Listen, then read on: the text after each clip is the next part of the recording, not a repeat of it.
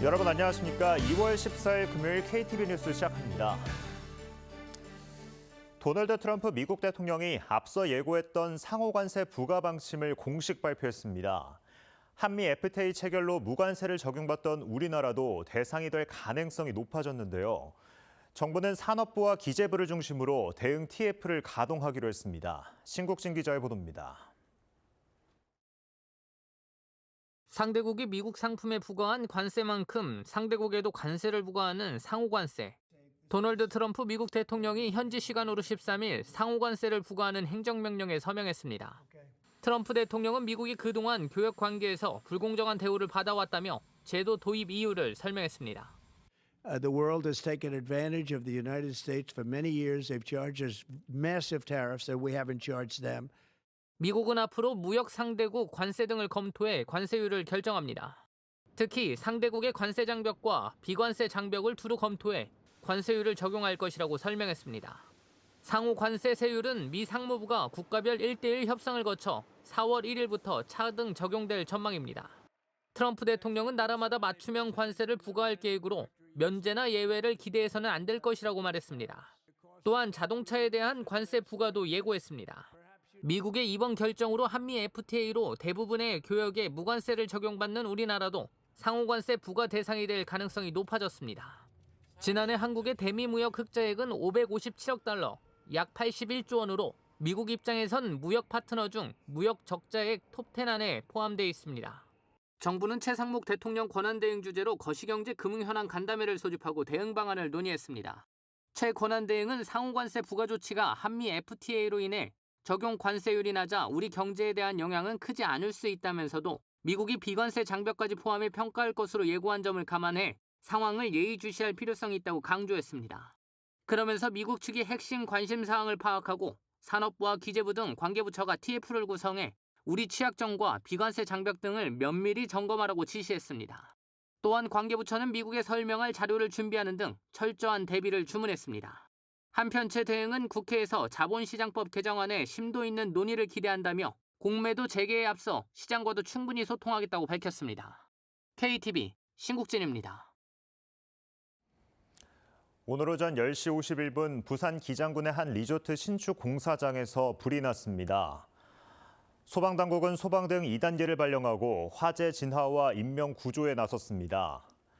불은 공사장 1층 수영장 인근 단열재에서 시작된 것으로 추정되는 가운데 이번 화재로 현재까지 발생한 인명피해는 사망 6명과 경상 7명으로 파악됐습니다. 최상목 대통령 권한대행은 행정안전부와 소방청 등 관계기관에 가용 인력과 장비를 총동원해 화재 진압에 최선을 다할 것을 긴급 지시했습니다. 헌법재판소는 어제 탄핵 심판 8차 변론에서 조태용 국정원장 등 3명의 증인을 신문했습니다. 다음 변론 기일은 오는 18일 오후 2시로 정했는데요. 변론 종결 여부에 관심이 모아지는 가운데 재판부는 오늘 평일을 열고 추가 증인 채택 여부 등에 대해 논의할 것으로 보입니다. 최영은 기자의 보도입니다. 헌법재판소는 어제 윤석열 대통령 탄핵 심판 8차 변론 기일을 마무리하면서 다음 변론 기일은 오는 18일 오후 2시에 열겠다고 밝혔습니다. 추가 기일을 지정할지 여부에 대해 언급하지 않던 헌재가 한 차례 더 재판을 열기로 한 겁니다. 9차 변론 기일에선 재판부가 그간 채택된 증거 중 일부에 대한 증거 조사를 진행할 계획입니다. 또 국회 측과 윤 대통령 측에 각각 2시간의 발언권을 주고 양측 주장을 충분히 듣기로 했습니다. 이제까지 했던 주장과 입증을 정리할 수 있는 기회를 드리겠습니다. 청구인 총 2시간, 피청구인 총 2시간 이렇게 드리겠습니다. 이후 재판부가 변론을 종결할지에 대해 관심이 모아지는 상황. 윤 대통령 측은 재판부에 조지호 경찰청장의 구인과 앞서 기각된 한덕수 국무총리 그리고 강희구 대통령실 부속실장 등의 증인 채택도 요청했습니다. 만약 재판부가 이를 받아들이면 증인 신문을 위한 변론 기일이 늘어납니다. 다만 증인 채택이 더 이상 필요 없다고 판단하고 변론 종결 절차를 밟을 경우 약 2주간의 재판관 평일을 거쳐 선고가 진행될 예정입니다. 재판부는 오늘 평일을 열고 증인 채택 여부에 대해 논의할 것으로 보입니다. 한편 어제 열린 변론 기일에선 조태용 국가정보원장과 김봉식 전 서울경찰청장, 조성현 수도방위 사령부 1경비단장의 증인 신문이 이루어졌습니다. KTV 최영은입니다. 미국 트럼프 신행정부 출범 후 처음으로 한밀 외교장관 회의가 개최될 예정입니다. 외교부는 조태열 외교부 장관이 마코 루비오 미국 국무장관, 이와야 다케시 일본 외무대신과 함께 오는 15일 오후 독일 민헨에서 한밀 외교장관 회의를 개최한다고 밝혔습니다. 외교부는 회의에서 한밀 협력 발전 방안과 북핵 문제 대응, 지역 정세, 경제 안보 분야 협력 증진 방안을 논의하는 계기가 될 거라고 설명했습니다.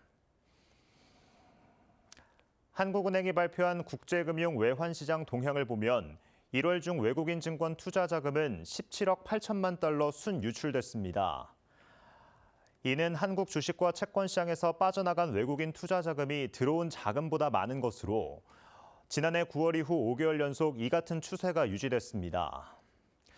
다만 순유출 규모는 지난달보다 줄었다고 한은은 설명했습니다. 원달러 환율은 국내 정치 불확실성 완화 등의 영향으로 하락했다가 미 신정부 관세 정책에 대한 우려 등으로 하락폭이 일부 축소됐습니다. 피겨스케이팅 남자 싱글 차준환이 하얼빈 동계 아시안게임에서 금메달을 차지했습니다. 이에 앞서 여자 싱글 김채연도 금메달을 목에 걸어 우리나라는 피겨스케이팅 사상 첫 아시안게임 남녀 동반 우승을 차지했습니다. 대한민국은 지금까지 금메달 15개와 은메달 14개, 동메달 13개를 획득하며 종합 2위를 확정했습니다. 하얼빈 동계 아시안게임은 오늘 밤 9시 폐회식을 끝으로 8일간의 대장정을 마무리합니다. KTV 뉴스를 마칩니다. 저희는 언제나 국정 소식을 한 걸음 더 빠르게 전해드리겠습니다. 다음 주에 뵙겠습니다. 고맙습니다.